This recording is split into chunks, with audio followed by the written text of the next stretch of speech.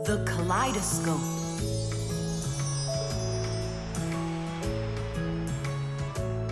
Thomas, when are you gonna give me a peek at your new ball? I just can't wait. I told you, you can see it as soon as I hang it up. You're not peeking, are you? No, I'm not. Oh!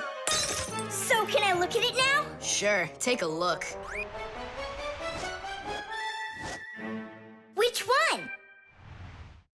This one. You broke it. It's okay. Don't be sad.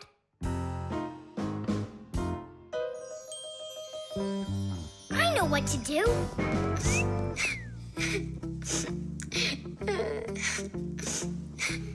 Thomas, look inside the kaleidoscope. What for? I looked already. Come on, there's something in there I'm sure you've never seen. Whoa. Cool, isn't it? What is it? It's my own invention, a pirate kaleidoscope. Laughs, right? Uh-huh. It's great. I really like it. Thomas, hi there. I heard that you got a pretty ball to hang on the tree. Shh. Can I see it? It's right there. Where? There. No. Oh, that's just terrible. Why'd you do that, Simka? Come on now, I just cheered him up. How? Tell me. With the kaleidoscope, remember what Grandpa's taught us? Do you know what makes a kaleidoscope have such beautiful patterns?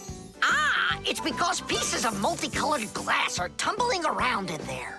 And it's also because it has mirrors inside. Usually there are 3 of them, and they are arranged facing each other. That way, each piece of glass makes many, many reflections that create the kaleidoscope's beautiful symmetrical patterns. By the way, you can put just about anything you want inside a kaleidoscope, and each different thing makes its own special pattern. Yes, there are all kinds of kaleidoscopes. Some with buttons inside, some with flowers, and even some that are filled with insects. Once, a very rich man had a kaleidoscope made with precious stones inside. Yeah, it probably wouldn't have been nearly as beautiful if he had just filled it up with money. Thomas, look inside the kaleidoscope. I already saw it. It's pirates. Nah, it's not about pirates. We changed it. Go on, look and see.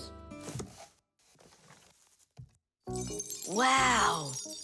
You like it? A lot. Hey, what did you put in there?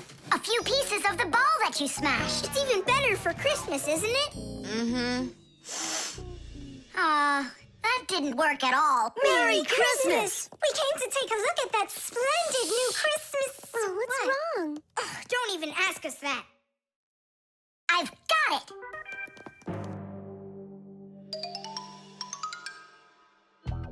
Thomas! What? Look inside the kaleidoscope! Again?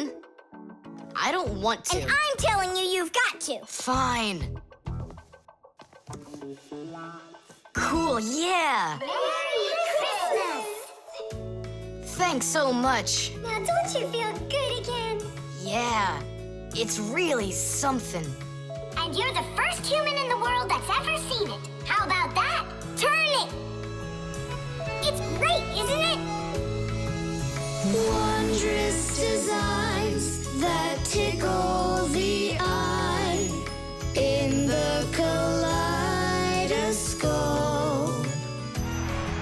Shimmering scenes, gingerbread trees in the kaleidoscope.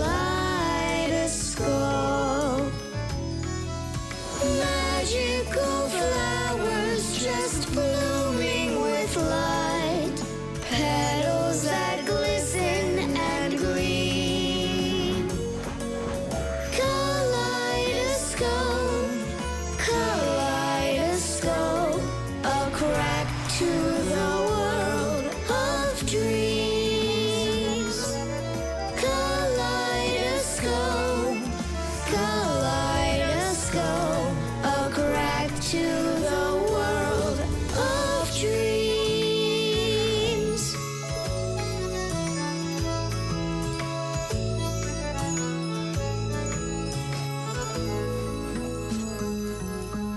Hi, everybody. Tom Thomas, I came to look for myself at that beautiful Christmas. It's okay. What's more important? Having such awesome friends? Or some ball hanging from a tree? The video call.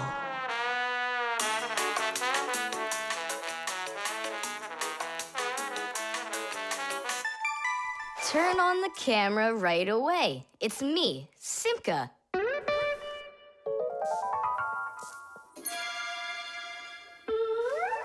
Just as I expected. Nolik, why aren't you in school?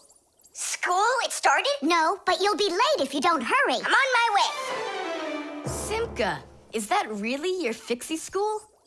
Well, actually, it's the laboratory where Professor Eugenius works at. He lets us have our school here. Who's that, Simka? Look. Is that the professor? Where? Oh, come on, Tom Thomas. That's the manipulator. Who? Not who, what? It's a mechanical arm. For real? Oh, please show me some of the other things you've got. But how can I show you? Come on, with the camera. Computers and tablets are able to connect with one another through the internet. That's why you can talk to another person on your computer like you're talking on the phone. And if the computer has a video camera, then it's possible to send not only sound through the internet, but video as well. That's why it's called a video call. With video calls, it's possible to talk to your friends, to see them, and to show them all the things you can see yourself. All right, take a look. Over here we have chemistry equipment. And over here, hey, Tom Thomas, it's good to see you. Wow, you flew there so fast. Nolik, get out of the way. You're blocking the view of the lab. I am not blocking the view. Stop it! Go away! You, go away! You... Tom Thomas, what are you watching? Is it time to turn into screws? Too late. He already spotted us. It's just a cartoon about these funny little guys. Can I watch with you? Nah, it's boring, Dad, and I've already seen it. Next, that blue guy, he starts jumping. Watch. Now what? I say run. Start jumping. Make it cartoony. Now that redheaded character will sing. Watch. La la la la la la la la la la. Then she starts dancing. La la la la la la la la. These guys really are funny. And here are the super fast moves. That was funny. I gotta get going. That's all. You can rest. My dad went out. I'll get you, Tom Thomas. What are you doing over there, huh? Watching a movie. But why on my computer? Sorry, Professor. Yeah, will you forgive us? So how is it any good? Uh-huh. It's a super funny one. Really? Yeah. You see that boy there? He's gonna start waving his arms around like a maniac. He also crows like a chicken. Cock-a-doodle-doo! And now the boy's gonna go in and chew paper.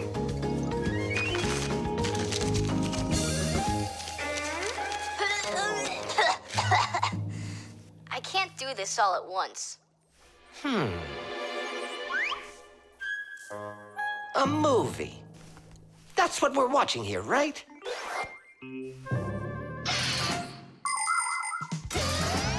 People have always been interested in seeing what's going on outside of where they are. And with the invention of video transmission, it's now possible to see what's going on almost anywhere. Now, without leaving your home, you can see what's happening on another street or even in some far corner of the world. With the help of video calls, doctors can help their colleagues perform complicated surgeries. Teachers can give lessons by video, and scientists can take part in video conferences. With video, you can watch a live theater performance in another country. And even in outer space, an astronaut can feel right at home just chatting away with friends and family. And it's not just for astronauts either. Now almost every tablet and phone here on Earth has video in it. Introducing Tom Thomas. Nice to meet you there, son. And I'm Professor Eugenius, so I guess you're also a friend of the Fixies. Yeah, only it's a secret. My friend, that's a secret the two of us share. And you know, keeping secrets is what friends do. Davey! The manipulator.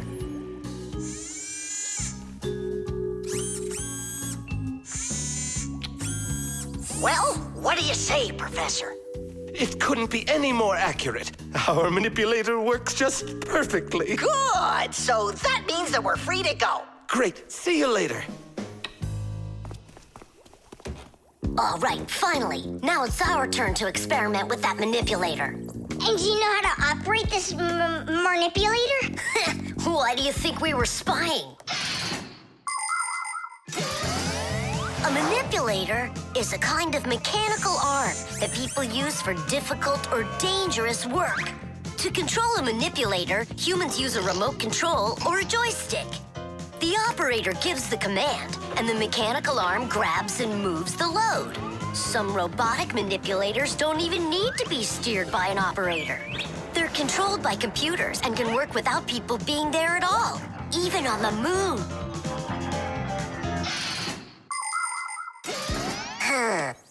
What is this button for? Uh-huh. How about this one? Uh-huh. Would you like to take a ride right now? You're scared. Scared? Not one bit. Then off we go. Yeah, cool. Ha, this is totally awesome. Well, hang on. This is gonna get even awesomer. Professor?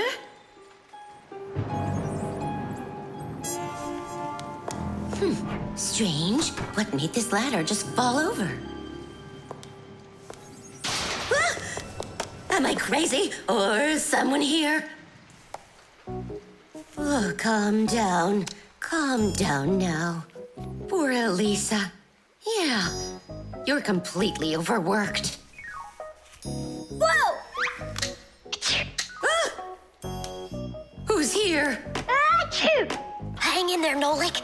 I'll get you out of there.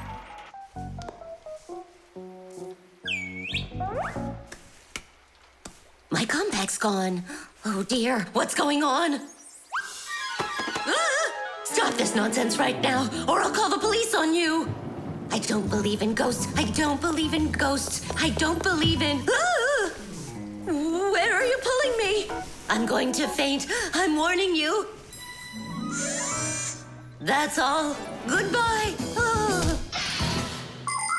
Throughout the world, humans use manipulators for all sorts of work. In factories, manipulators are used to lift and move heavy loads. They can also hand out the parts needed for assembly or even attach these parts themselves. In hospitals, more precise manipulators are used by doctors to help perform operations. Manipulators are also used in places where the work is simply too dangerous for people. For instance, where there are deadly chemicals, or places where humans can't get to easily, like somewhere underground where there isn't enough space to move, or deep under the water. Or in outer space where there's absolutely no air to breathe. So you see, mechanical arms are helpful in all sorts of places where humans are unable to reach things with their own arms. Hang on, Nolik. How can I get that thing open? Ugh, I got it!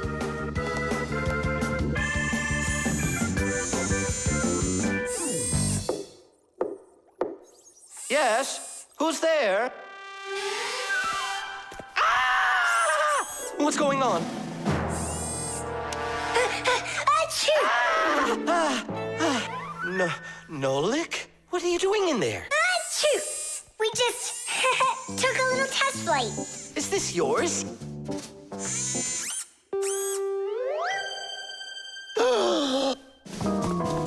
Elisa!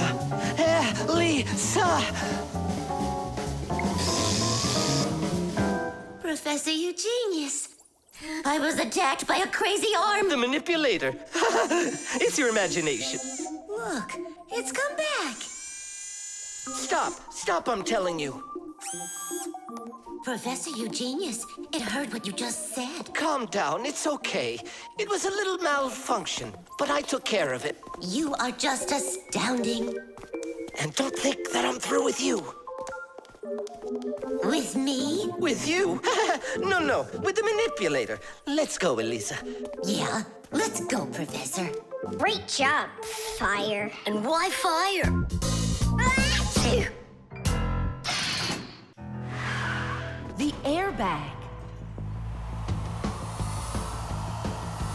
We're gonna be late. We'll make it.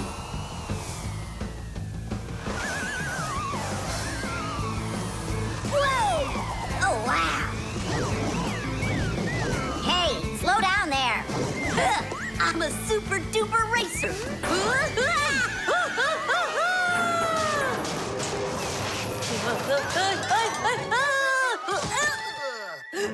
Well, Fire. Again, risking your life. And super racers like me can always count on luck. You know, Fire, counting on good luck is stupid. It would be better if you would keep your mind on safety. Actually, today, Professor Eugenius has something really special to show us. He's going to be testing an airbag. What's that? Digit, explain it. Everybody riding in a car has to wear their seatbelt, because if the car has to stop quickly, the belt will hold the person back. But there are times when even seatbelts don't give enough protection, like when a fast-moving car crashes into something. When that happens, the driver and passengers can be protected by an airbag. You can't see them when they're folded up because they're hidden, but if the car is in a crash, the airbags blow up very quickly, and the person bumps into the bag instead of banging into the steering wheel or flying through the windshield.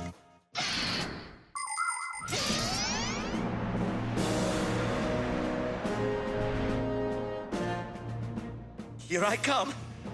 And once again, when something dangerous must be tested, Professor Eugenius tests it on himself. But Grandpoos, aren't you scared that it won't blow up with air? Don't worry about the air. A 3, and a 2, and a 1.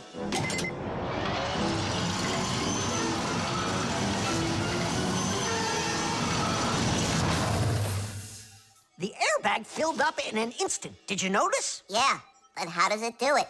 There is a chemical inside of there that quickly burns and instantly turns into a gas the moment the crash takes place. The gas fills the airbag, and there you go. Did I explain that right, Professor?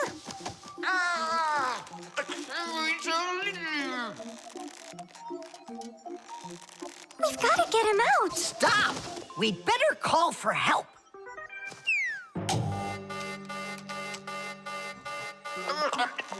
Professor, do you need some help?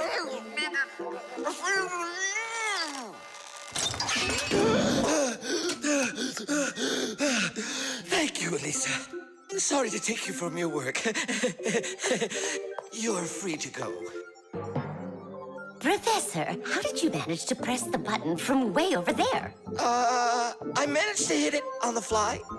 You are just astounding. To keep small children safe while they're riding in a car, they must be buckled up with a seatbelt inside of a special booster chair. But kids also need to be careful when they're riding a bicycle, skateboarding, roller skating, or riding a scooter. First of all, it's best to keep off of roads where there's too much traffic. Second, put your protective gear on. For your arms and legs, wear elbow pads, gloves, and knee pads. For your head, wear a helmet. That way, if you fall down, you won't get badly hurt. And third, make sure that people can see you. If you're out riding in the evening, your clothes and bike must have safety reflectors on them. They let drivers see where you are by reflecting the light from their headlights back at them. Remember, better safe than sorry. Here we go. Well, I hope this time I've got it. Should we call his assistant right now, just in case? Let's just wait and see. Ready, set, go! Grandpoos, he needs to be rescued. No need.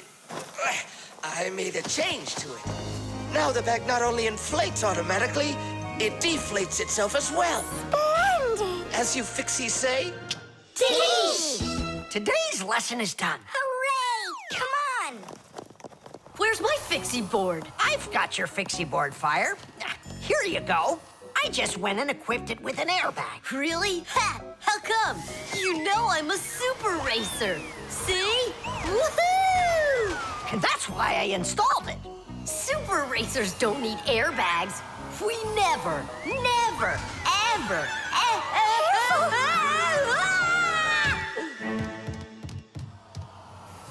Oh, wow! Is that airbag cool or what? It's a very original design you used there. That design is my own, and Fire ran the test. Professor, will you make an airbag for each one of us? You all will get them real soon. But even so, Caution and care make accidents rare. The oven.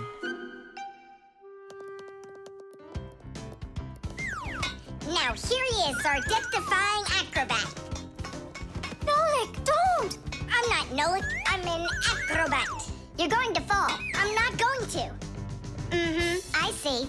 Every single time with him, it's the same old story. He gets himself into trouble, and I've got to get him out of it. No, I'm falling. Whoa! Hold on! I'm just joking. Nolik, you're a knucklehead.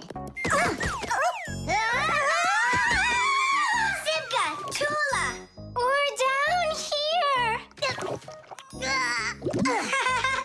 Look who's in trouble this time, huh? This isn't funny at all. Need some help? We can manage this ourselves. Right, Tula? Well, all right then. See you later. We gotta get out of here. Tom Thomas's mom is coming. Hide!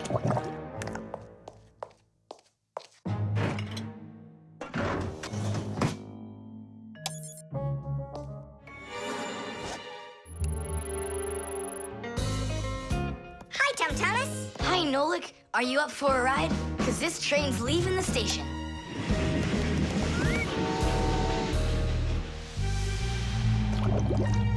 Nice place. It's the oven. It's beautiful in here and not hot at all. Splendid. It isn't hot right now because it only started warming up. An oven is a cabinet with a heater. It can get so hot inside that it'll roast whatever's in there. As a matter of fact, that's what ovens are for. People roast meat inside of them and bake things too. Some ovens burn gas for heat and others use electricity. They have special electric coils that get red hot and heat everything that's inside the oven. So be careful around ovens. A hot oven can burn you very badly.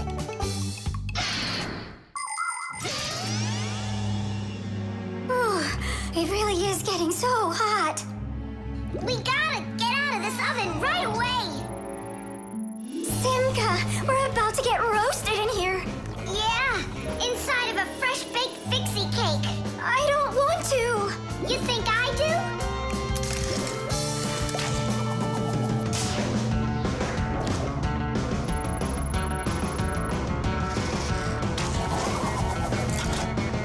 Here, grab on tight. This way.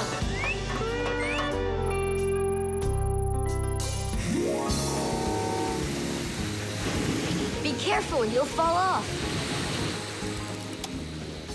You're just like Simka. She told me the same thing, and then she was the one who fell. Right into the batter. Together with Tula. What? They both fell in the dough? Oh, yeah. And they're probably still stuck in there, too. Tom Thomas, the cake's fresh out of the oven. Do you want to try some? Where could they be, huh? I don't know. Maybe they're inside the cake. They could have turned into screws. We gotta find them. Hey, what are you doing? Eat. Stop playing. Hey, watch out. You could break your teeth. the first ovens in ancient homes were nothing more than simple fire pits where people cooked on hot coals. Later on, the stove was invented. Every house had a stove made out of stone, clay, or cast iron. People would burn wood or coal in them. These stoves produced enough heat to make soup or bake a cake. And then in the 19th century, the gas stove was invented. Gas stoves are much more practical than wood-burning stoves. 1 second and the gas is burning. A few more minutes and the water's boiling. They're very convenient, but they can also be dangerous because if the pipes aren't in good condition, there can be an explosion. Today, there are also stoves and ovens that run with electricity. They use electric heating elements for frying, boiling, or baking foods without fire at all.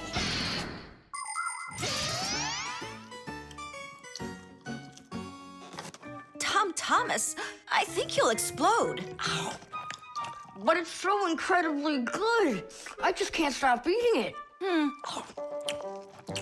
Keep chewing, Thomas. That's as much as I can chew.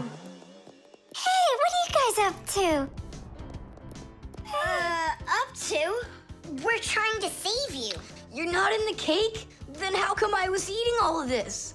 I hate cake. Maybe it's because that's what good friends do. Yeah, he's a good friend who's got a really good appetite. The oven.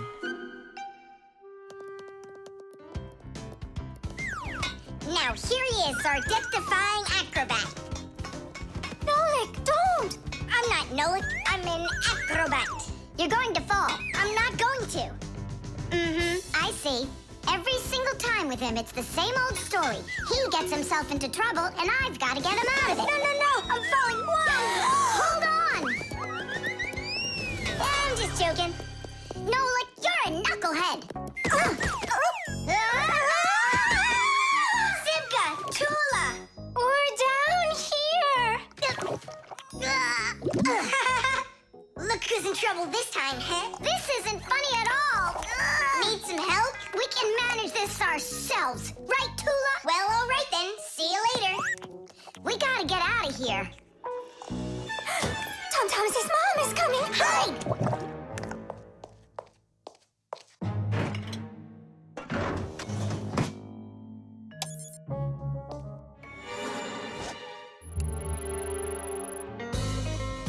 Hi, Thomas. Hi, Nolik. Are you up for a ride? Because this train's leaving the station.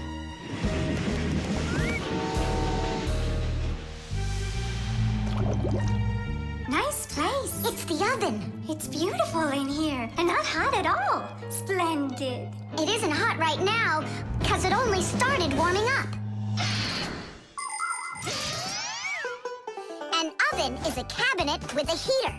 It can get so hot inside that it'll roast whatever's in there. As a matter of fact, that's what ovens are for. People roast meat inside of them and bake things too.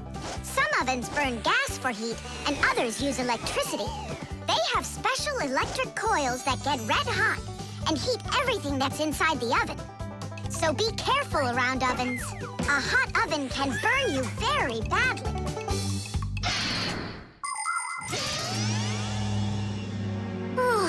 It really is getting so hot. We gotta get out of this oven right away. Simka, we're about to get roasted in here. Yeah, inside of a fresh-baked Fixie cake. I don't want to. You think I do?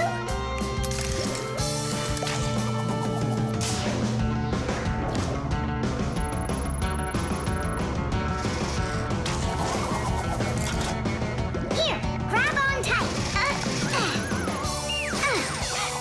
This way.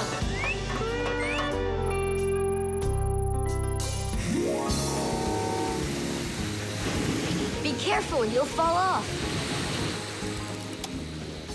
You're just like Simka. She told me the same thing, and then she was the one who fell. Right into the batter. Together with Tula. What? They both fell in the dough?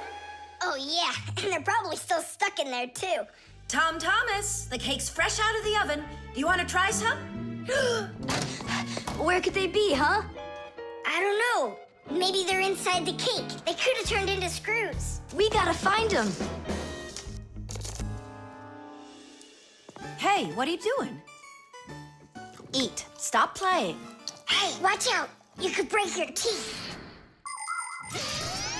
The first ovens in ancient homes were nothing more than simple fire pits where people cooked on hot coals. Later on, the stove was invented.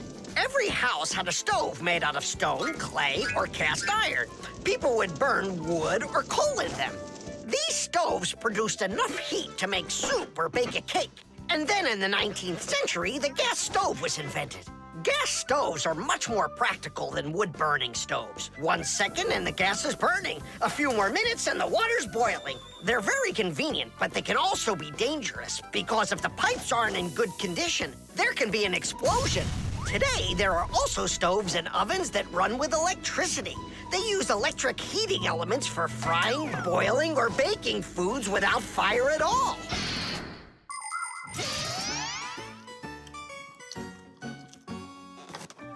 Thomas, I think you'll explode. But it's so incredibly good. I just can't stop eating it. Keep chewing, Thomas. That's as much as I can chew. Hey, what are you guys up to? Up to? We're trying to save you. You're not in the cake? Then how come I was eating all of this? I hate cake. Maybe it's because that's what good friends do. Yeah, he's a good friend who's got a really good appetite. The instructions.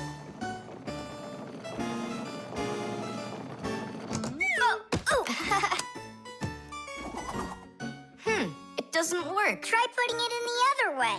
Did you read the instructions? Why would I? Instructions are for dummies. Yeah, instructions are for dummies. All right. What's going on? Whoa! My battery! Instructions teach us how to do things right. Instructions for a piece of furniture explain how to put it together. With the instructions for a television, we can adjust the picture and sound the way we like them. Printed on a box of oatmeal are the instructions for how to cook it. The instructions for medicines tell us what the medicine is for and how to safely use it. So always read the instructions if you want to do things right and avoid a lot of problems. I found it. Here it is. Here you go, Thomas. Whoa. We got you a new chair, but it has to be assembled, and I'm afraid it'll be a little bit difficult for you. No, it won't. Don't worry, Dad. I'll do it. Finish before dinner, and we'll get ice cream tonight. A creamsicle. 2, okay? First, assemble the chair. Thomas, can I help you put the chair together?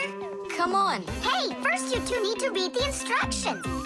Simka, stop being such a bore. What, like I haven't seen a chair? Or like I haven't seen a chair?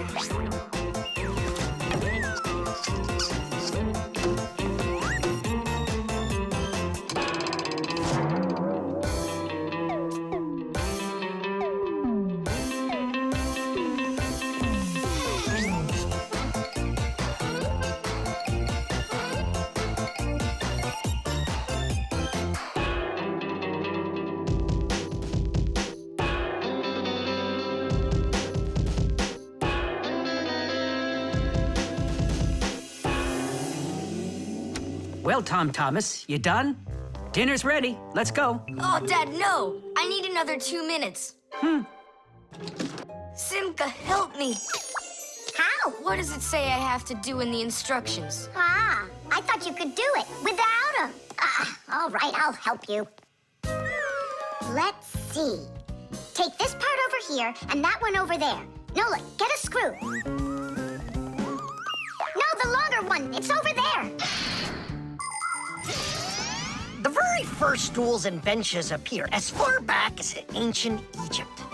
The pharaoh's stool was special because it had a back. It is thought that the pharaoh's stool was actually the first chair. For a long time, a chair was considered a luxury. Rich noblemen would bring their own chairs to parties. And the more important the man, the higher the back of his chair.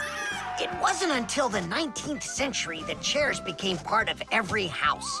Today, there are just so many different kinds of chairs. There are wooden chairs, plastic chairs, metal chairs, chairs with legs, chairs with wheels, folding chairs, baby chairs, just all sorts of chairs. Well, how could people sit down at the table with no chairs? Ooh, I think we'll make it. Screw it in, quickly.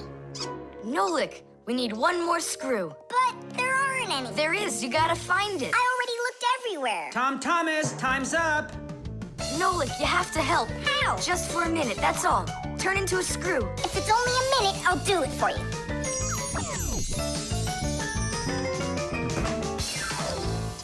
I'm done. You built it. Huh. Great job, son. Mom, see how I won the bet? Can you believe it? He put the chair together. You're so brilliant. Go on, have a seat. Oh! Whew. Now I see. You missed a screw. But I screwed it in. It must have, what? Must have what? Look, here it is. Now this screw's not going anywhere. And that ice cream you won? Well, you just lost it. Well then, Mr. Chair Builder, time for dinner? Yeah, in a sec. Where is that Nolik? He ran away. What a traitor. No, he's not. He promised you he'd become a screw for just a minute. And the minute was up. Well, where is he then? Over there. He's studying the instructions for the clock. Hey, Tom Thomas, it says that we put the wrong kind of battery into the clock. We should have used that kind. You see, Tom Thomas? If you don't want to be a dummy, instructions are for you. The fire extinguisher. So, who can tell me, in the home, what is the greatest danger of them all? Chuzaka. Well, dogs are dangerous for us, but what is very scary for us and for humans? Fire! Huh? Where? I was just answering what you asked us. Although your joke was awful, Fire, your answer was actually correct. Nothing can be worse than getting caught inside a house on fire. Don't know much about chemistry, but I can handle circuitry. That's an interesting idea. I have to try it out. And that's why every Pack-A-Mat has a fire extinguisher inside of it. And how do you turn them on? Well, I'll show you at the end of the lesson. Nolik, listen, yell fire. How come? I just want to find out how the professor turns on a fire extinguisher. Forget it, Fire. I won't do it for you. Fire! Huh? You again! I was joking. It's a stupid kind of joke, and I want you to leave right now. Actually, I should call your parents to discuss this terrible behavior. Fire is no joke at all. Remember, never fool with fire. Of course, you should never play with matches or with lighters. Everybody knows that. But those aren't the only things that can cause a fire inside of a house. So can a stove or a fireplace. And don't forget electrical appliances, like electric burners, space heaters, and irons. If you act carelessly around any of these appliances, they can cause a fire. And we should never forget to take extra special care with sparklers, candles, and fireworks. Sparks can jump off of them and set fire to highly flammable things like paper, wood, or cloth. So, what do you do if a fire suddenly breaks out? That's right. You call the fire department by dialing the number for all emergencies, 911.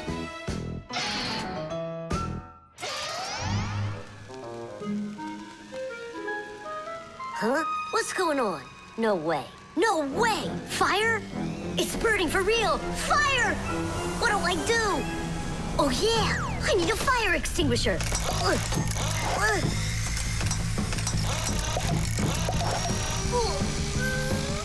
Where are you?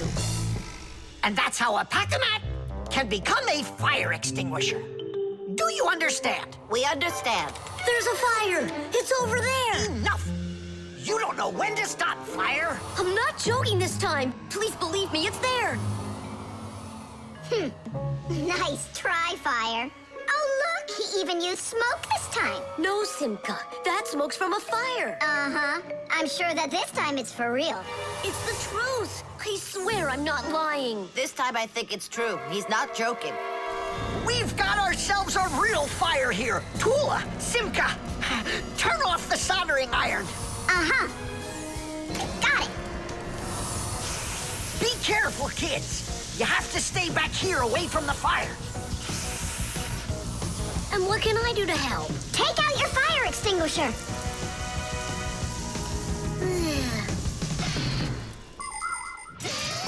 Long ago, people used to put out fires with just water or sand. Today, people also use fire extinguishers. Fire extinguishers are cylinders with hoses. They're usually painted red, so they're easy to see. The cylinder is filled up with a special powder, or foam. If someone needs to put out a fire, they point the hose at the fire, pull out the safety pin, and squeeze the handle. The foam or powder shoots out of the extinguisher and puts out the fire. Our fire extinguishers are just too small for this fire. We have to find Professor Eugenius to put it out. I already did. All right, where's the fire? Ah! Ooh! Hooray! We put out the fire! You Fixies are just the greatest. Thank you, you saved the whole laboratory. Not at all, colleague. If not for you Fixies, I can't even fathom how this could have ended. And what I'm wondering is how the fire got started at all. Fire? I had nothing to do with that. Yeah, sure. Then who was yelling, fire, fire? You know what? Maybe it was you that set the fire. Well, if that's what happened, don't even think about coming back to school without your parents. Colleague, wait. It's all my fault. I didn't turn off the soldering iron. Forgive me. Now we know whose parents the school should be calling. The eco-tester. Are you ready to see my new invention? I just can't wait to show you what it does. Whoa, what is it? An eco-tester. And what is it for? This device lets you check vegetables or fruit, so you'll know if they're safe to eat. To grow apples, tomatoes, or melons faster and bigger, people add chemical fertilizers to the soil. But there's a problem if too much of these chemical fertilizers is used. When there's too much of them, the harmful chemicals get inside the fruits and vegetables, and that makes them very dangerous to eat. An eco-tester is a special device that quickly shows how much of these harmful chemicals have gotten inside of the food. And if the reading is too high, that means you shouldn't eat it. As you can see, the eco-tester shows that this apple is good. Well, let's see. Look, this one is safe too. Ugh, it's not interesting this way. These apples are all safe. Now let me take this delicious apple and, make it bad.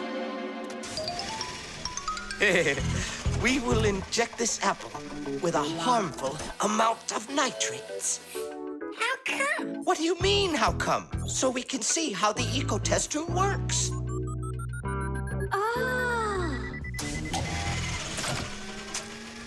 Whoa! Aha! So you see, the eco-tester clearly shows this apple is poisonous and can't be eaten. Is it only for apples or for any kind of fruit? Any fruit or vegetable. I can get a watermelon to show you. Could it really be true that watermelons can have nitrates too? Of course they can have nitrates. Humans often act without any concern for nature. The waste from factories, airplanes, cars, and cities causes tremendous damage to nature. Species of plants and animals disappear. Air, water, and soil become polluted. And many other kinds of ecological problems appear. And humans shouldn't think that ecological problems are just nature's problems. Because when humans harm nature, they are also harming themselves. People breathe in the dirty air, drink polluted water, and eat food grown in soil contaminated with chemicals. If humans don't want to drink milk filled with poisons, and they want to eat ecologically clean fruits and veggies, then they must learn to treat nature as their friend.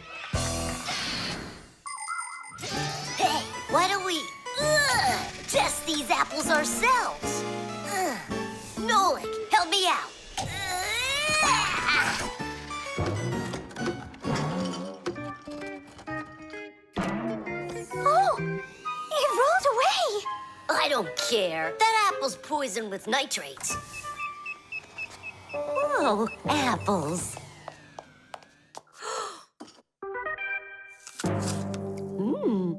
Elisa, don't eat that! Elisa, stop! Please sit down. What? You bit into it? Yes, and what? Oh no, it's poisoned! What? Do you have trouble talking? Oh, yeah. You feel faint? Oh, I'm fainting. Elisa, hang in there. What? There's no poison in that apple she ate. Oh, my assistant. Oh no, I've poisoned her. Oh, Elisa, please. There was no poison in that apple. Oh no, he didn't hear us. What should I do? I know how to make him hear. Hello? It's an emergency. It's a case of poisoning. Not me. I poisoned someone. Yes, with an apple. Fire. Poison. Oh. Professor, this apple has no poison in it. The bad one rolled away onto the floor. Did it really? This is just fantastic news. Can you see me, Elisa? I can't see anything. How's that? I see you. I can see you. I can see I again. have great news. There's no poison at all in this apple. Are you sure? It's perfectly fine. Here, take a look. The eco-tester shows that there are no harmful chemicals inside. It's wonderful news. This is one excellent apple. And nutritious. This appliance of yours is simply wonderful. Now she'll say he's a genius. Professor, you are a genius. Thank you for saving my life. Oh, it was nothing. Actually, it was Nolik. He saved her life. I did? Dropping the watermelon was your idea, wasn't it? Ah, you're right. I saved her life. The armor.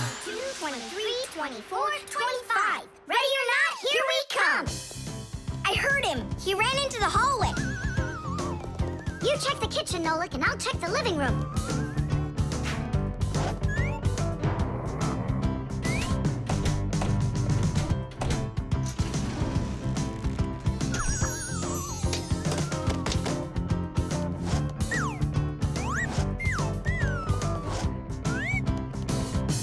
Well, I just don't get it. Where could he be hiding? The office. We forgot to check in there.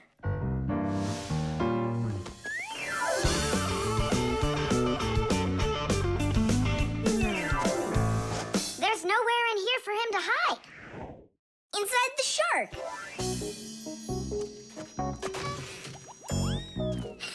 Nolik. Tom Thomas couldn't even fit half of himself inside of that shark. Yeah? Then in that huge vase. Uh-huh. He's all scrunched up in there and laughing at us. Oh! Simka! There! Did you hear that? He is in there! There's no one. But I know that I heard a hee-hee. You imagined it. Let's go take a look in the bathroom. I imagined it.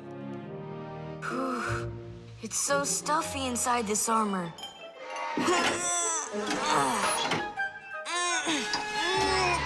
The arms got stuck.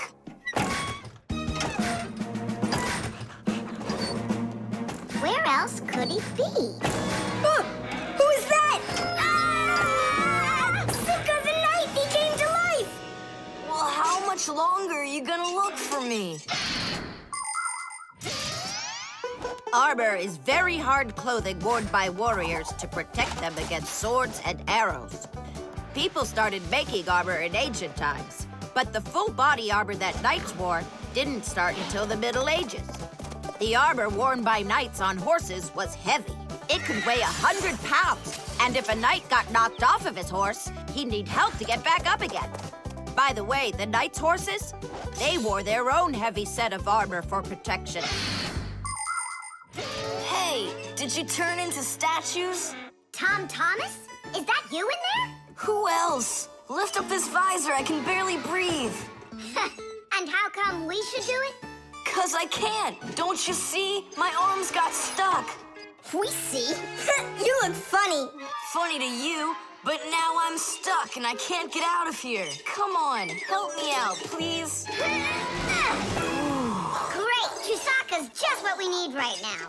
Chusaka, what's wrong with you? It's me. Hey, stop it.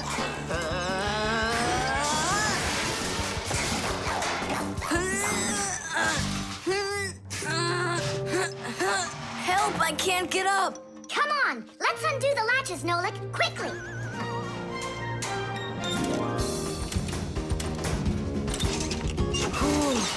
Thanks for helping me. It was nothing. I couldn't have done it without you. Let's put the night back together. Uh-huh. Before Dad gets back. Protective clothing isn't just for people who are fighting in battles. Travelers put on special nets to protect themselves against mosquitoes and gnats. And beekeepers wear protective clothes too. If they had nothing to protect them from bee stings, their job would be quite painful. Without their protective clothing, it would be impossible for firefighters to go into burning buildings and save people. And how could astronauts go into outer space without special clothing? It's freezing up there and there's no air to breathe at all. And that's why they wear a special costume called a spacesuit when they travel. The spacesuit not only protects astronauts from the cold, but supplies them with air so they can breathe. By the way, the Fixies also wear protective clothing so they can stay safe while they work. Well, there. Did we get it right? It looks like we got it right. Only, where's the helmet? Nolik went to get it. Tom Thomas! Helmet delivery! Thanks there, Chusaka. Whoa there, Warhorse. Calm yourself down. There we go. It's all back in place again. Too bad that your knight looks like a ballerina twirling around. You see, his arm. I can't move it. It's stuck. Here's what we'll do. Give him something to hold.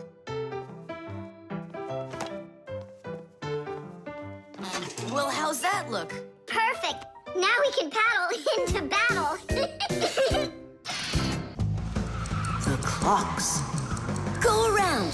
Left side. That's crazy. You'll crash. No, I won't. See, I told ya. What? Huh? Nothing.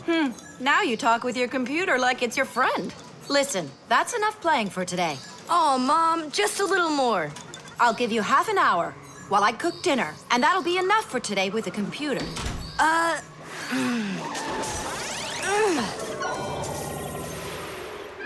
This stinks. I'll never get through all of these levels in half an hour. No way. Hey, but what if we could stretch out the half hour? How? We could take the hands on the clock and move them back a little. Mom will catch us. Fine, then let's slow down the speed of the clocks. Yeah, But how? You gotta know things like that. Since olden times, many clocks run with the help of a pendulum. The pendulum controls how fast the hands of the clock turn. If you make it longer, the pendulum will start to swing slower, and the clock's hands will slow down. If you make the pendulum shorter, the clock will tick faster. Most clocks that are made today don't use pendulums. They run with the help of springs or with an electronic chip instead. But even so, there are ways to change the speed of these clocks, too.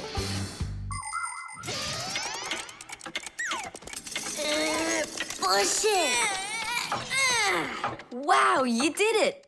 It's amazing how much slower it is. That'll give you lots of time to play. But now you gotta slow down the clocks in the kitchen. Yeah, and every other clock you got.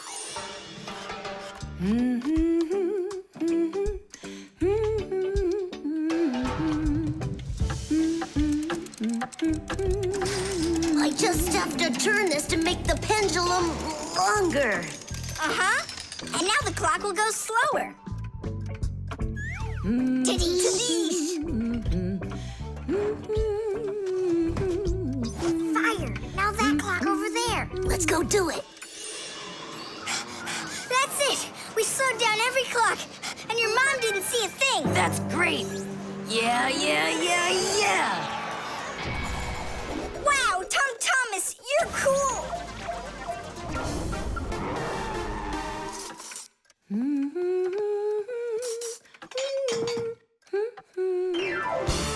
Amazing! He got another one. Awesome! You're unbelievable. Way to go. strange. Hooray! Incredible! Yay! I did every level. Oh, thanks. You're both just... The Time Masters of the universe. Yeah, but I'm getting really hungry, and Mom hasn't called me for dinner. Because a half hour hasn't passed on the clock. Hey, do you smell that? Something is burning. What happened? A fire? I don't get it. I was just waiting for 30 minutes like I always do, but everything burned this time. Maybe the clock stopped? No, take a look. They're working. Oh, I'll make you some oatmeal. Oatmeal for dinner? Mom, I need to, I'll be right back. You see what you've done, Time Masters of the Universe? You gotta go speed those clocks back up. Okay. We'll speed them up. They'll be caught up in no time. Humans have come up with lots of different ways to measure time. For example, if you stand a stick in the ground, you can measure the time of day by watching where its shadow falls. That's a very simple clock called a sundial. Another simple and ancient clock is a water clock. It keeps track of time by measuring how much water has poured out of it. And if the clock uses sand instead of water, it's called an hourglass. But humans weren't able to accurately keep track of the time until they invented mechanical clocks. They come in all sorts of sizes, from grandfather clocks to watches worn around the wrist. Today, we also have easy-to-read and accurate electronic watches and clocks. But the most accurate clock of them all is the atomic clock. It tells the entire world the exact time.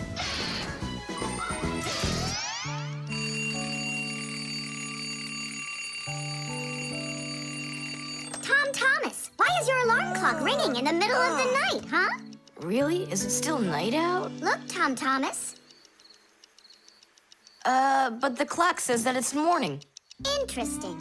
Yesterday, Fire and I sped up all the clocks, so that's the reason the alarm went off. Sped them up? Are you crazy? Thomas asked us.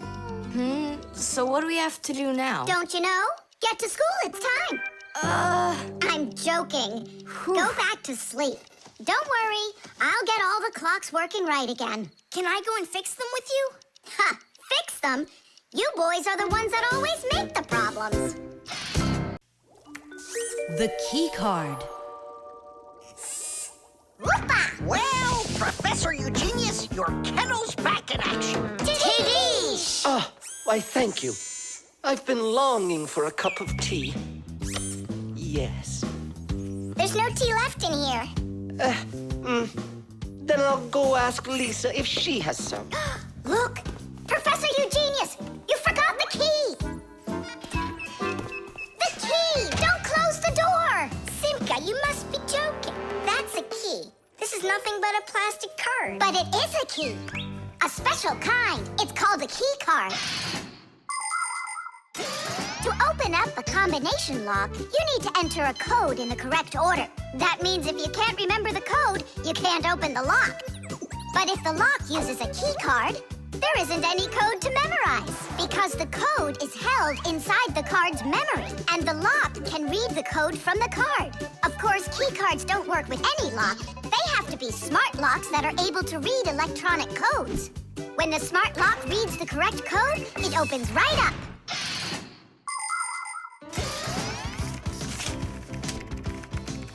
Lisa, do we have any tea here? Of course, Professor Eugenius. Wonderful. I'll take one bag then.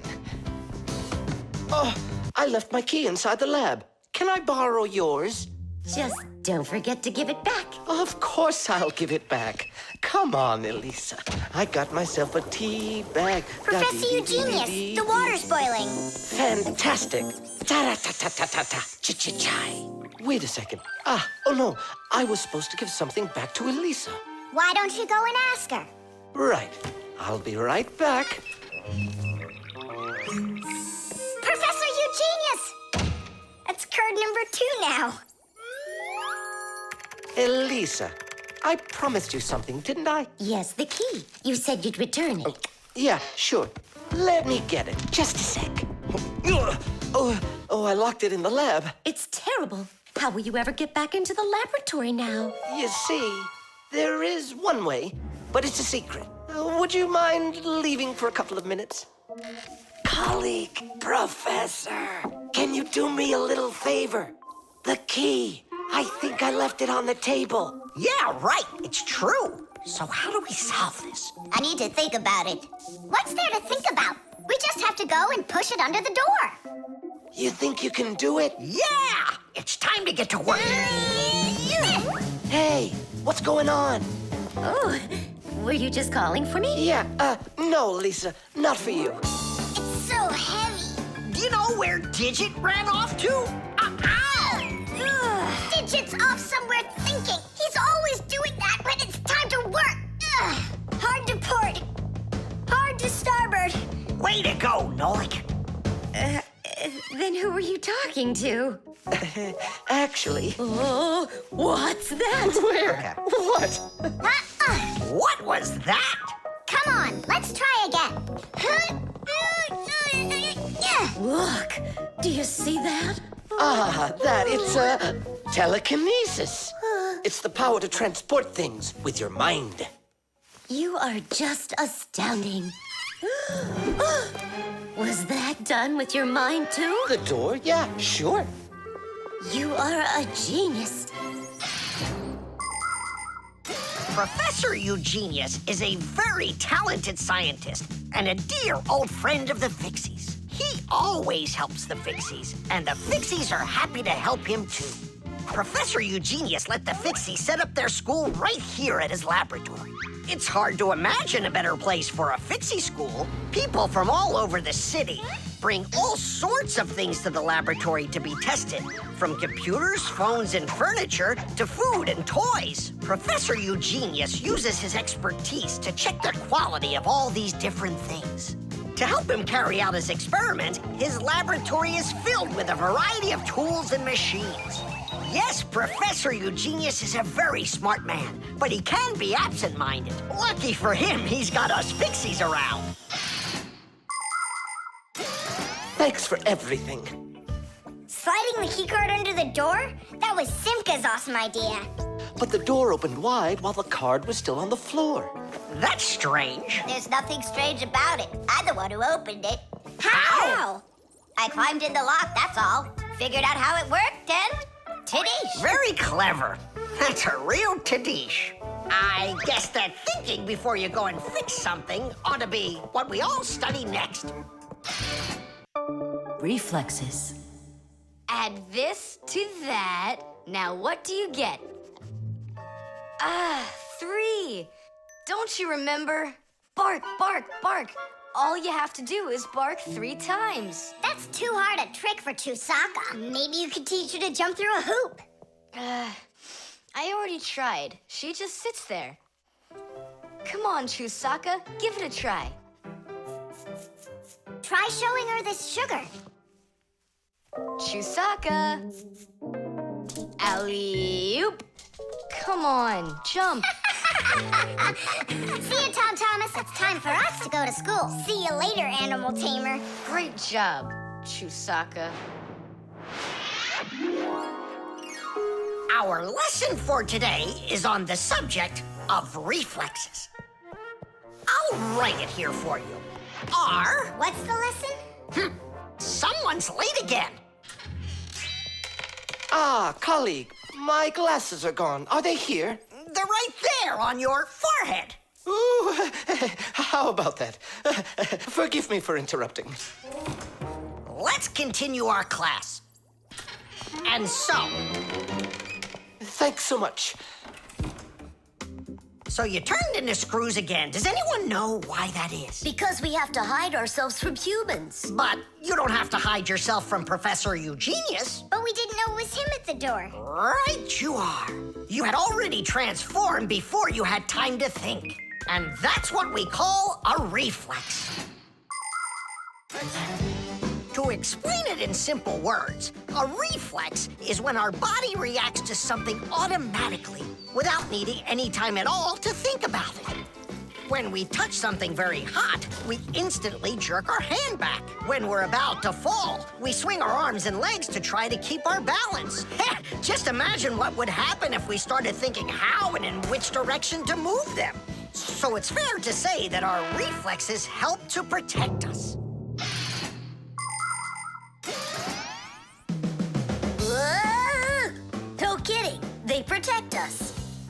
My nose itches. Achoo! Excuse me, I didn't mean it. Professor, sneeze. Is that also a reflex? It most certainly is one. Fire didn't want to, but then his nose tickled and achoo. Bless you, too. Thank you. And do dogs also have reflexes? Of course dogs have reflexes. All animals do. Yeah. It's something all good animal trainers know. They use the animals' reflexes to teach them tricks.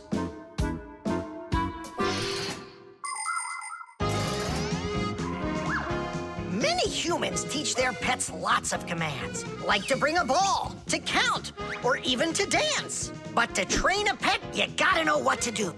A good animal trainer always has plenty of treats handy. As soon as an animal follows a command correctly, like standing on its hind legs or jumping over a hurdle, the animal gets a treat. And then the trainer makes a unique signal right away, like clicking his fingers or blowing a whistle. After repeating this training over and over, the animal develops a reflex. Once it gets the signal, it carries out the command and then gets a treat. But the most important thing about animal training is to love your trainee and never hurt it. Otherwise, no treat will work. Tom Thomas, we just learned in Fixie school how you can train Chusaka. Yeah? With the help of reflexes. With what? Where's Chusaka? Call her.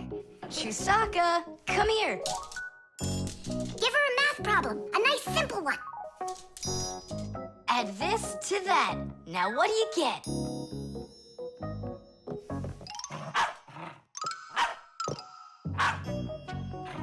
It's a miracle! 3! You got it! No, it's not a miracle. Science is what it is. You know how Chusaka barks whenever she sees a Fixie around. That's what we call a reflex, you know. I understand. And do you know how I can teach her jumping? Well, we didn't figure that out yet. Wait a sec, I know how. Chasing Fixies. Isn't that one of Chusaka's reflexes? Probably, That's although... great, so let's go and train the dog. Nothing's ever too much for a good friend. Chusaka.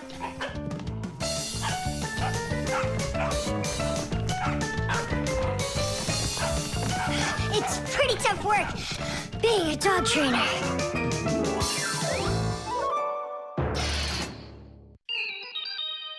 The bee. Tom Thomas, Hello. how come you're eating jam straight from out of the jar? Because it tastes so good. Oh, a bee!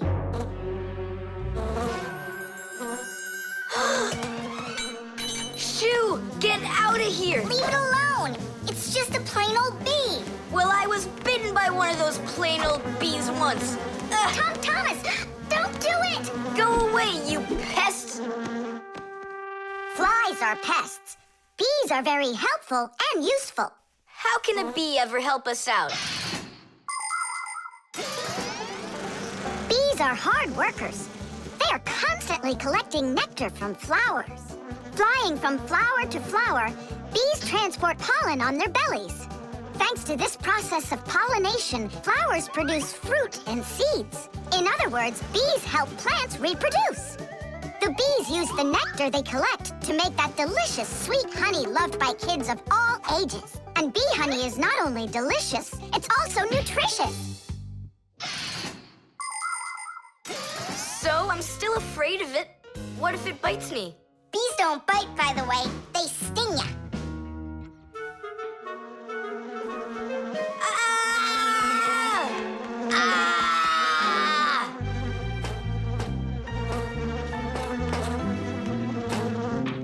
Well, now I'm gonna show ya. Don't! The bee's the one who should be afraid. You tyrant. Yeah, you let it go, tyrant. Why are you calling me names? Who's stopping her? She can fly away if she wants. We need to show her the way out.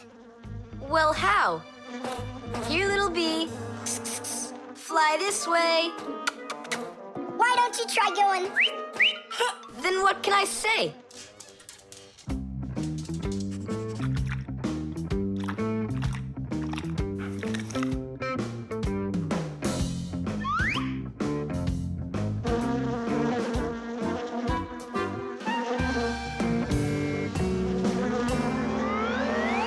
Chusaka, don't move. It'll sting you. It doesn't want to sting.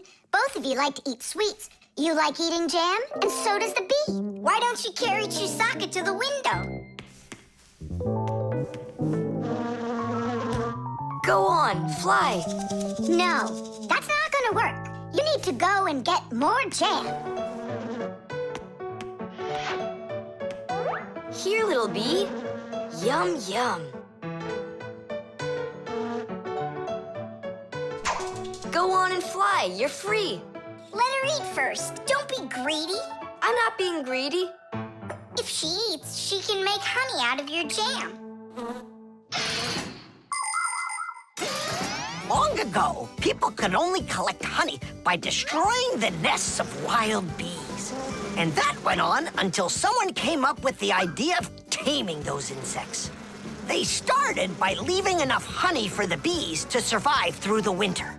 People took care of bees in these hollows until they learned to build small houses for them called beehives. And a town made of these bee houses is called an apiary. Bees live and work together in the beehives making honey, while beekeepers take care of the bees and collect the honey. Bees are real team players. They tell each other where the best flowers grow. Do you know how they do it? One of the bees does a dance, and then the rest of the bees watch the dance and learn where they need to fly. You poor thing. Tom Thomas tired you out. I told you there's nothing to be afraid of. You see? She's just so nice and kind. I'm not afraid of her. She wouldn't let me eat my jam, that's all. Well, now it's time for you to fly away. Whoa! She's playing rough here. I want to try. Nolik. You're too little. You'll have to grow to do this job. Whoa, whoa, whoa. Calm down now. Now let's fly. Hey, Simka, the window's back there. I can see that without you. So how can I get you to turn around? Cool! Hooray! She's listening to me! Phew! Woohoo! Don't miss the window. Now! So long, honeybee! Tiddish! Tom Thomas, do you have any more of that jam left? Yeah. What for? Bring it here. We'll get more bees to fly in. How come? What do you mean, how come? Because it's my turn for a bee ride. The dog. It's about me. Fixies? It's Chusaka. It sounds like she's angry with us. I wish I knew what that mad dog was thinking about. I'm thinking about you. You better hide or people will see you. I'm leaving. See you later. It's going to rain. Chusaka, I have no time to play right now. I'm not playing. His feet are gonna get soaked. Tom Thomas, I'm off. Don't be late. Chusaka, that's enough. No, I need to go to school. He's got his math class today and he's leaving his math book. I'm trying to serve like a good dog, but no one understands me. Dogs have been serving people since ancient times, along with cows, horses, chickens, and other domestic animals. But of all of these animals, the dog was the very first. In the beginning, domesticated dogs looked like wolves. Over time, they started changing and were developed into dogs of many different breeds, from big shepherds to tiny chihuahuas. So a dog is not only a human's best friend, but his very first friend as well. What is that smell?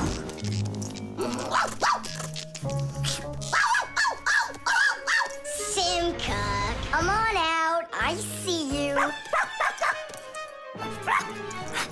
Nolik, jump down. Oh no, we're trapped in here. Alert, something's burning over there. Why won't they listen?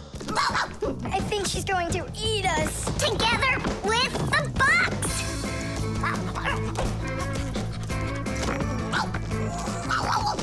We're done for. Oh. Come on, look. outlet is sparking. Oh, no. Something must have broken in there. Are we going to fix it? Kids should never touch outlets, and you know it, too. It's forbidden. Then how do we fix it? Go find Papoose, and I'll stay here and wait for you. But where's Papoose? I know where he is. I don't know what she's barking about, but I think Chusaka wants to help us. Then come on, Chusaka, help us. Woo!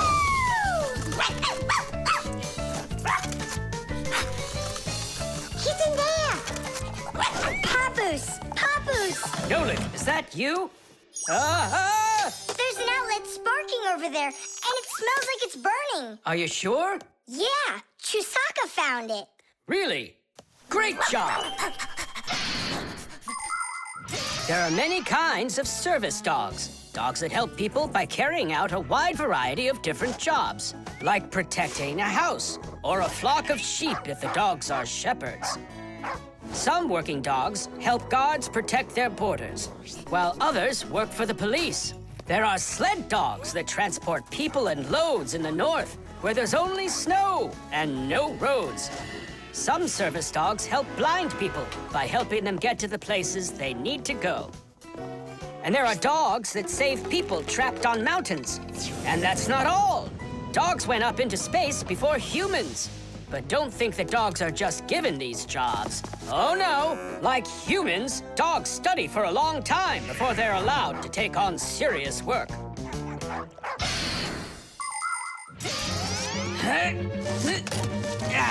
That's all. There won't be a fire. Not today. Hooray! Well done, Chusaka. You're a real service dog, no doubt about it. Yeah, I'm working. I'm a real service dog. Chusaka, go away. I've had enough of you already today. Don't say that, because this working dog just saved your house from burning down. What do you mean? She smelled smoke coming from the outlet. It could be that Chusaka means well and wants to do the right thing, but nobody understands her. That's a bit hard to believe. Then what's this book? Oh, my math book. That's where I left it. Remember how Chusaka wanted to make you take it to school this morning? You're right. Atta girl, Chusaka. Well done. What a rain. My feet got wet to the bone. But this morning, Chusaka tried to get you to wear a different pair of shoes. That's something. I should listen more closely to this smart little dog of ours. Finally, they understand me. The manipulator.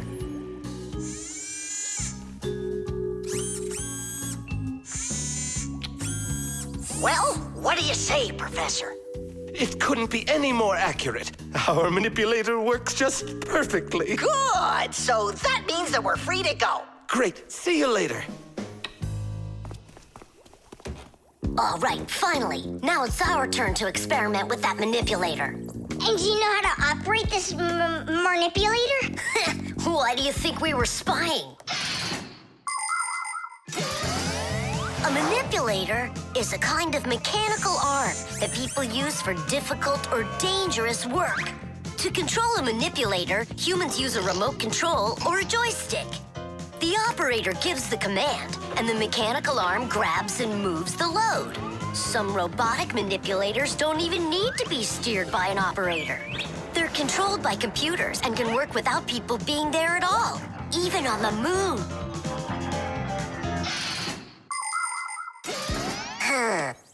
What is this button for? Uh-huh. How about this one? Uh-huh. Would you like to take a ride? Right now? You're scared. Scared? Not one bit. Then off we go. Yeah, cool.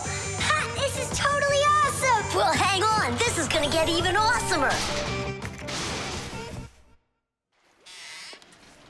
Professor?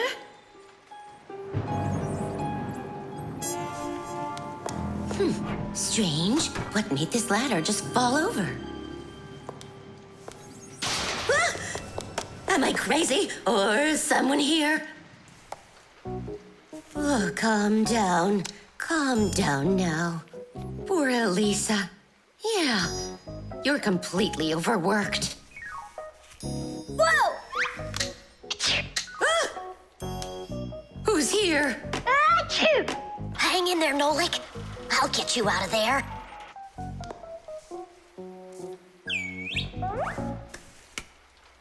My compact's gone. Oh dear, what's going on? Ah! Stop this nonsense right now, or I'll call the police on you. I don't believe in ghosts. I don't believe in ghosts. I don't believe in... Ah! Where are you pulling me? I'm going to faint. I'm warning you.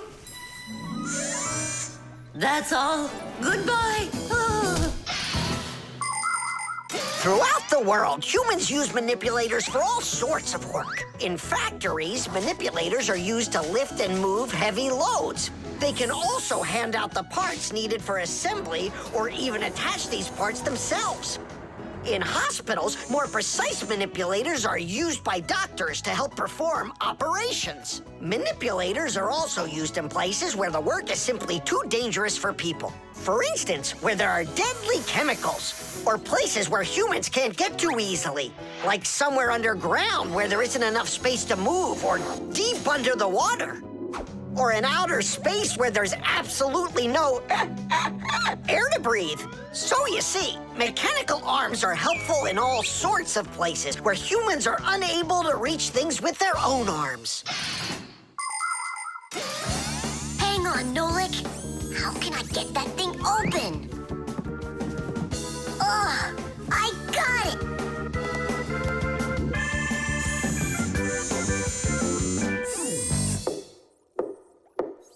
Yes? Who's there?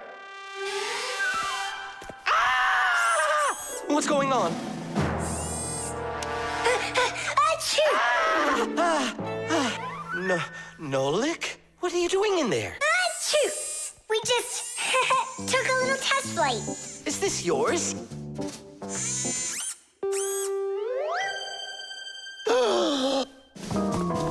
Elisa!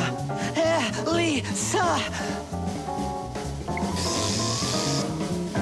Professor, you genius. I was attacked by a crazy arm. The manipulator. It's your imagination. Look, it's come back. Stop, I'm telling you. Professor, you genius. It heard what you just said. Calm down, it's okay. It was a little malfunction, but I took care of it. You are just astounding.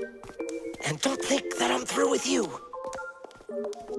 With me? With you?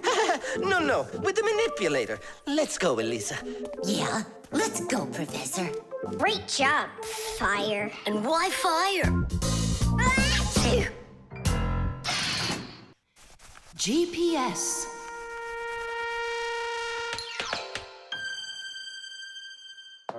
And 3, 4. Stop! Who goes next? I'm next. 5. 1, 2, 3. 3. And Wait, I gotta choose a route. Should I go here or there? choose already. Nolik, what are you doing over there? Nothing at all. Just waiting at my place. Good. And don't get off it. Well, Fire? What was that? The alarm on my Fixie tab. Oh, our lesson's about to start. Hurry! What about the game? Later!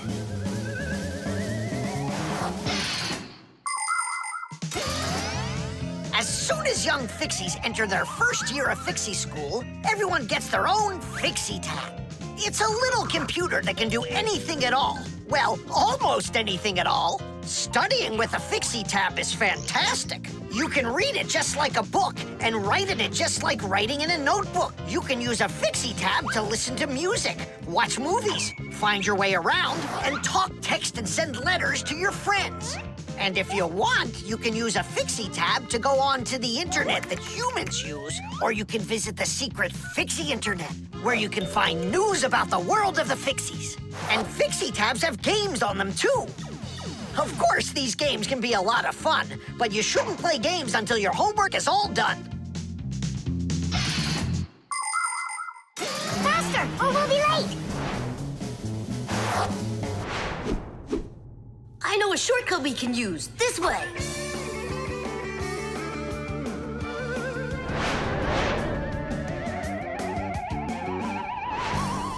way do we go?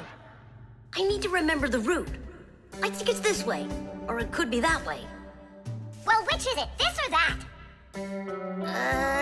I have no clue. Uh-huh.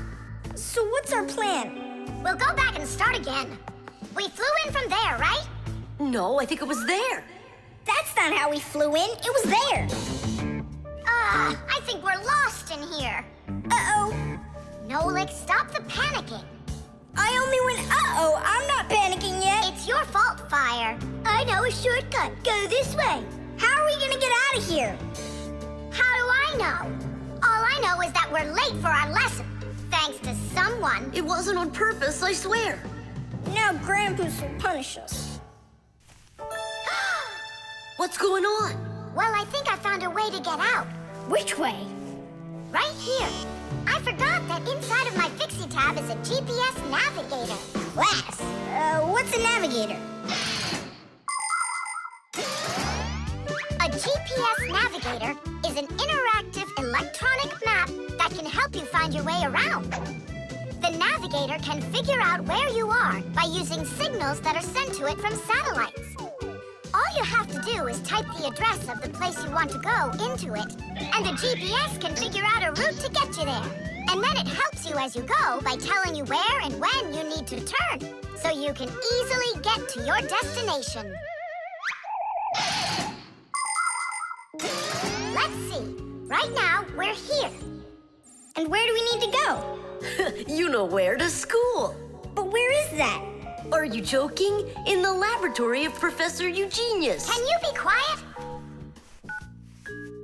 Where do you want to go? The laboratory of Professor Eugenius. Please wait while I chart out the route. Ha! It did it! The navigator says to go there. Hey, what are you doing over there? Come on!